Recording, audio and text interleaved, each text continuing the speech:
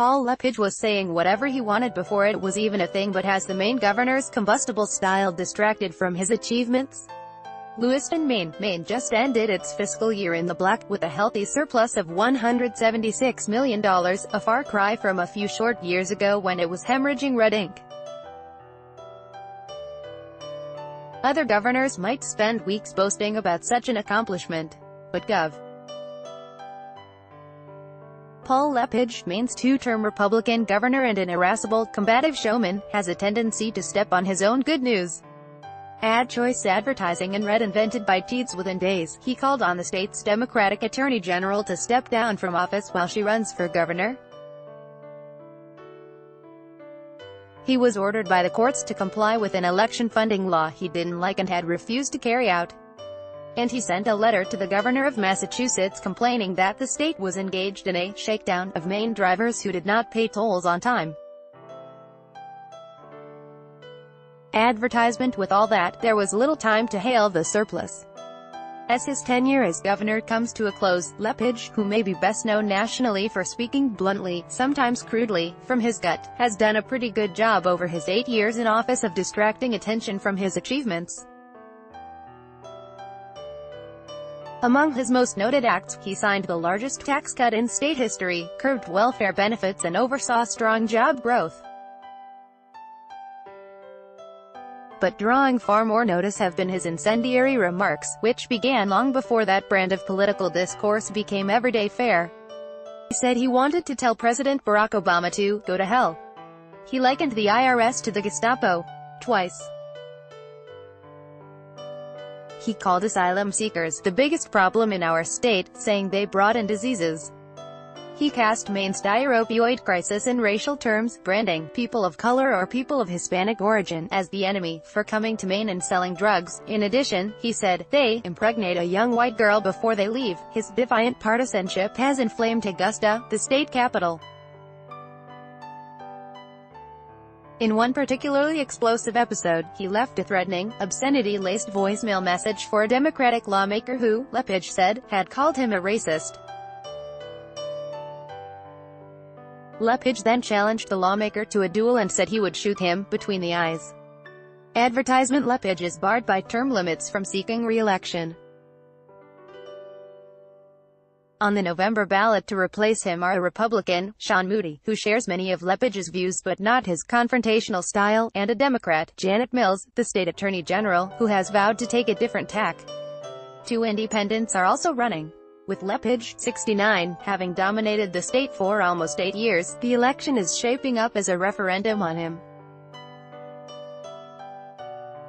It may also signal how Maine views President Donald Trump, who has much in common with LePage and who in 2016 beat Hillary Clinton in one of the state's 2 congressional districts.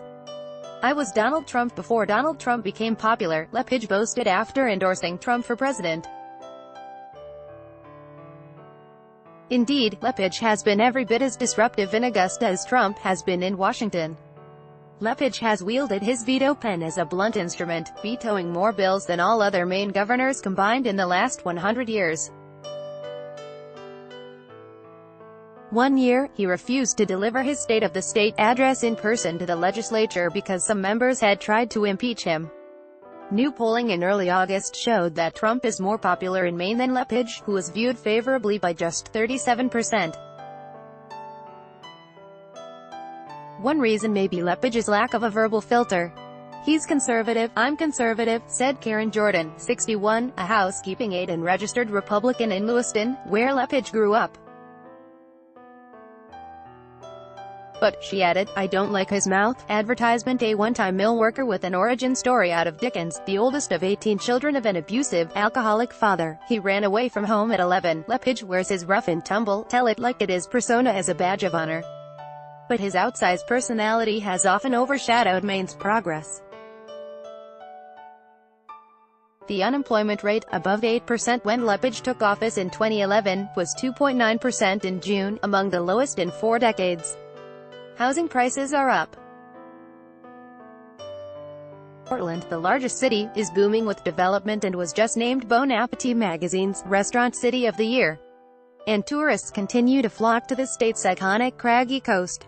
LePage's critics suggest anecdotally that his antics have tarnished Maine's image. But the number of tourists reached a 5-year high last year, with nearly 37 million visitors coming to this vast, rural state of 1.34 million people. And some businesses are doubling down in Maine. After a global search, Nordic Aqua Farms, of Norway, is building a $500 million land-based salmon farm in Belfast. IDEX, a veterinary technology company with headquarters in Westbrook, is undertaking a $62 million expansion with plans for 600 new jobs. LePage's supporters credit his fiscal policies. He reduced the top individual income tax rate to 7.15% from 8.5% and doubled the estate tax exemption to $2 million from $1 million. He has cut the size of government, reduced welfare cases by 41%, overhauled the state's pension system and overseen the creation of more than 36,000 non-farm jobs. Still, just last week, a report from the state labor department predicted almost no net job growth over the next 8 years. LePage declined to be interviewed for this article. His spokeswoman said he was not prepared to discuss his legacy now because he believed he had more to do. But allies offered glowing assessments. People are working good-paying, private sector jobs with record-high wages, averaging $43,500 in pay, said Terry Brown, communications director for the conservative Maine Heritage Policy Center. Critics do not dispute that Maine's economy has improved, but they say it was buoyed by a robust national economy and that not everyone has benefited. Maine still lags behind the nation and most of New England in several important economic indicators, said Michael Donahue, an economist at Colby College. These include the rates of growth in employment, wages, personal income and real gross domestic product. Moreover, say critics, gains in the overall economic picture, especially in bustling southern Maine and along the coast, mask increasing hardships that many poor residents face, most pointedly in the state's rural interior. They say LePage's cuts in taxes, welfare and programs like food stamps, along with his vehement opposition to raising the minimum wage and expanding Medicaid coverage, have crimped services to residents who were already vulnerable. No one is representing the people who are being hit the hardest by these cuts, said Melissa Newberry, director of the Bangor Ecumenical Food Cupboard. She said 82 families used her food pantry each week as of June, compared with 14 families a week in 2012. In 2011, when LePage took office, Maine had the 14th lowest rate of poverty in the nation. According to the census last year, it fell to 21st. As for education, LePage famously derided the state's public schools shortly after taking office, saying, "If you want a good education, go to private schools." Since then, state funding for public schools has climbed, though much of that increase was a result of legislative overrides of LePage's vetoes.